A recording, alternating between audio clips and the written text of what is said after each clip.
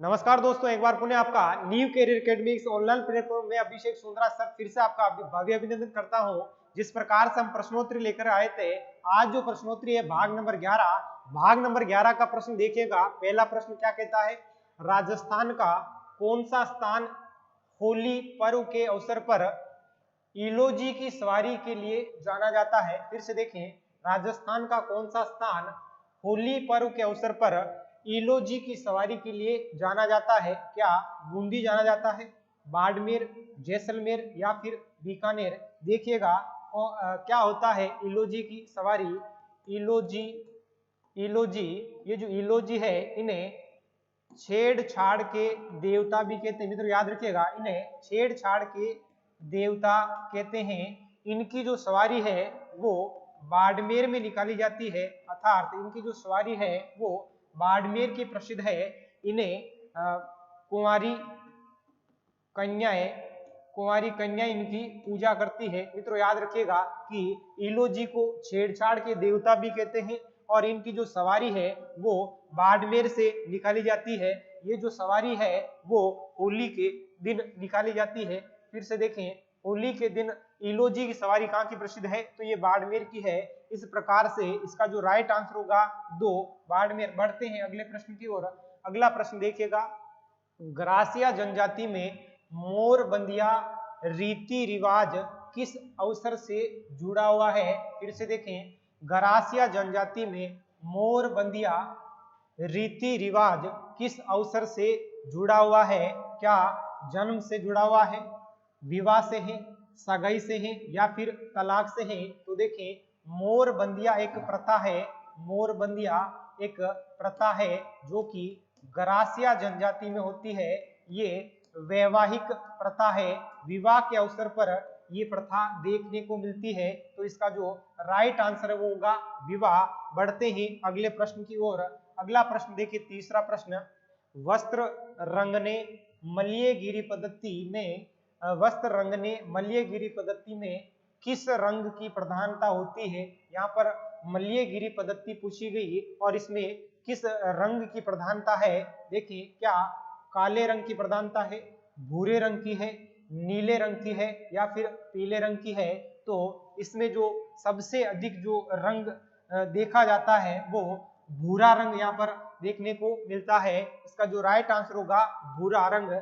बढ़ते हैं अगले प्रश्न, चौथे प्रश्न की ओर। देखें, राजस्थान के रीति रिवाजों में आणो क्या है। बहुत ही शानदार प्रश्न है कि राजस्थान के रीति रिवाजों में आणो क्या है।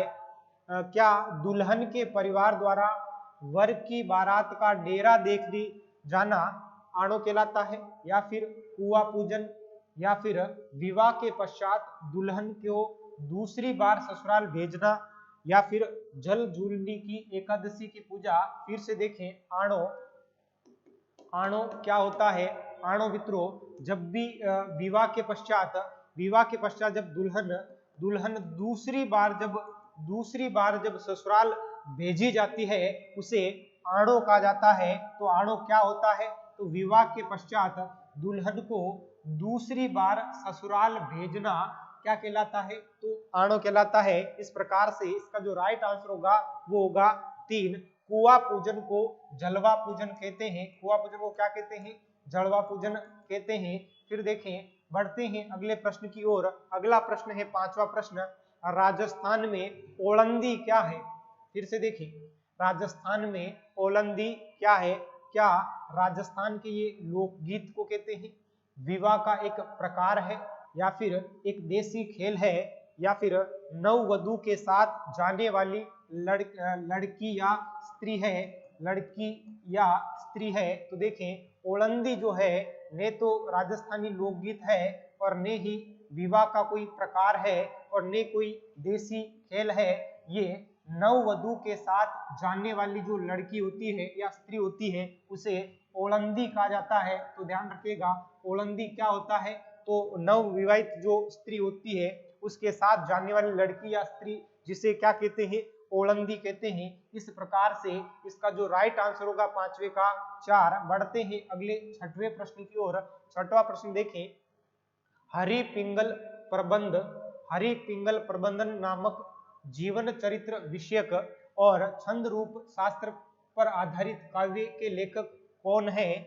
देखिए, क्या जोगीदास कुंवरिया है? पहले तो देखिए प्रश्न क्या पूछ रहा है, यहाँ पर एक रचना पूछी गई है हरि पिंगल प्रबंधन, इनका संबंध किससे है? क्या जोगीदास कुंवरिया से है, ईश्वरदान से है, कल्याण दास से है, या फिर भाव भट्ट से है? देखें, इनका जो संबंध है वो ईश्वरदान से है, जिन्होंने हरि पिंगल प्रबंधन नामक जीवन जो चरित्र लिखी थी। इसके जो लेखक होते हैं वो ईश्वरदान होते हैं। बढ़ते हैं अगले प्रश्न की ओर। अगला प्रश्न देखिएगा, 7वां प्रश्न, कौन वागड़ की मीरा के नाम से भी जानी जाती है? यानी किन्हें वागड़ की मीरा कहा जाता है?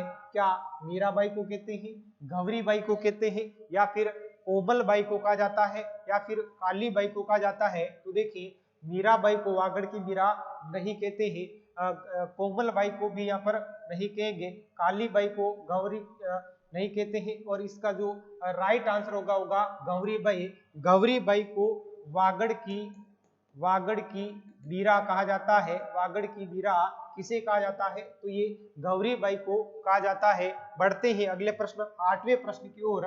देखिएगा 8वां प्रश्न, निम्नलिखित में से किस वाद्य यंत्र को भेरी कहा जाता है? ये पहले भी पूछा जा चुका है एग्जाम में कि निम्नलिखित में से किस वाद्य यंत्र को भेरी कहा जाता है? तो देखिए, क्या बाकिया को कहते हैं, भूगल को कहते हैं, मसक को कहते हैं, या फिर पूंगी को कहते हैं? तो देखिए क्या होता है भेरी। भेरी का अर्थ है यहाँ पर भूंगल। भूंगल जो है जिसे भेरी भी कहा जाता है, ये जो भूंगल है जिसका आकार बाकिया जैसा होता है, इसका आकार कैसा होता है? बाकिया जैसा होता है। लेकिन पूछे आपको कि भूंगल सबसे प्रिय वाद्य यंत्र किस जाति का माना जाता है? तो ये भवाई जाति का सबसे प्रिय वाद्य यंत्र माना जाता है। भूंगल का जो संबंध है वो मेवाड़ क्षेत्र से है। मित्रों याद रखिएगा, भूंगल का जो संबंध है वो मेवाड़ क्षेत्र से है। भूंगल जो है सुशिर वाद्य यंत्र है, ये फूंक से बजने वाला वाद्य यंत्र है, और इसका संबंध रणभेरी से है, यानी इसे रणभेरी भी कहा जाता है। तो इसका जो राइट आंसर होगा वो होगा भूंगल। और ये भूंगल जो है सुशिर वाद्य यंत्र होता है, और ने की मसक, ने ही पूंगी और ने ही बाकिया, यानी रणभेरी का जो संबंध है वो किससे होगा? भूंगल से होगा। बढ़ते हैं अगले प्रश्न की ओर। अगला प्रश्न देखिएगा, अगला प्रश्न है 9वां प्रश्न, भीलों के किस दर्ते में नकली स्पर्धा जन्य युद्ध प्रदर्शित किया जाता है? यानी नकली युद्ध का नाटक किसमें किया जाता है? क्या बांगड़िया नृत्य में किया जाता है, गैर नृत्य में किया जाता है, या फिर हाथी मन्ना नृत्य में किया जाता है, या फिर नेजा नृत्य में किया जाता है? देखिएगा मित्रों, यहाँ पर बांगड़िया नृत्य नहीं होगा, क्योंकि बांगड़िया नृत्य तो कालबेलिया नृत्य है, यानी कालबेलिया जनजाति का नृत्य बांगड़िया नृत्य है, जो महिलाएं भीख मांगते समय करती है। क्या मांगते समय करती है? भीख मांगते समय बांगड़िया नृत्य किया जाता है। और ने ही गैर नृत्य है यहाँ पर, और ने ही हाथी बनने नृत्य होता है।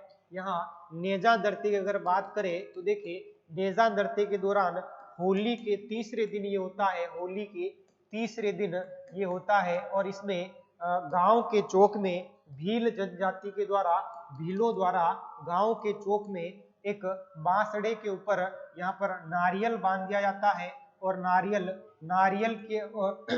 को लेने के लिए एक जो उसी वर्ष विवाहित जो पुरुष होता है, वह पुरुष इस नारियल को उतारने की कोशिश करेंगे, और महिलाएं छड़ी के द्वारा यहाँ पर मना करेगी। यानी लगभग ये प्रक्रिया 6 बार होती है। कितनी बार होती है? 6 बार होती है। और 7वीं बार में महिलाएं पीछे की ओर हट जाती है। इस प्रकार से यहाँ पर युद्ध जैसा ये होता है। ये किस नृत्य में होता है? नेजा नृत्य में होता है। यानी यूं कहें कि ये एक प्रकार का एक युगल नृत्य है। ये किस प्रकार का नृत्य है? तो ये एक युगल नृत्य है। और किस जनजाति का है? तो ये भील जनजाति का है। तो वापस से देखें, भीलों के किस नृत्य में नकली स्पर्धा जन्य युद्ध प्रदर्शित किया जाता है? तो ये नकली जन्य युद्ध ये नेजा नृत्य में किया जाता है। इसका जो राइट आंसर होगा नेजा बढ़ते हैं अगले 10वें प्रश्न की ओर।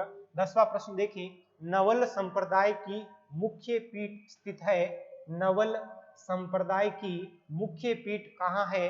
क्या शाहपुरा में है, साबला में है, जोधपुर में है या फिर रण में है? तो देखिए नवल जो संप्रदाय है, नवल संप्रदाय निर्गुण भक्ति का संप्रदाय है। निर्गुण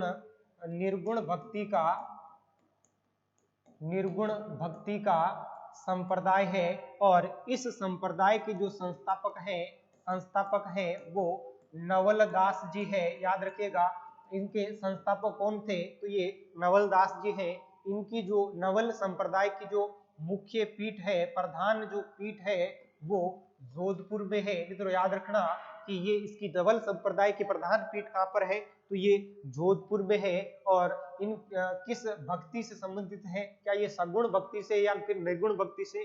तो इसका संबंध किससे होता है? तो इसका जो संबंध है वो निर्गुण भक्ति से है। इनके जो संस्थापक होते हैं वो नवल दास जी होते हैं। नवल दास जी की जो रचना है, रचना का जो नाम है नवलेश्वर अनुभव। इनकी रचना का जो नाम है वो है नवलेश्वर अनुभव। इस प्रकार से इसका जो राइट आंसर होगा जोधपुर में, अर्थात नवल संप्रदाय की जो मुख्य पीठ है उसका संबंध कहाँ से है? तो वो जोधपुर में है। अगर आपको ये अच्छा लगा हो तो इसे लाइक करें, शेयर करें और सब्सक्राइब करें। जब तक के लिए ध्यान रखिएगा। धन्यवाद।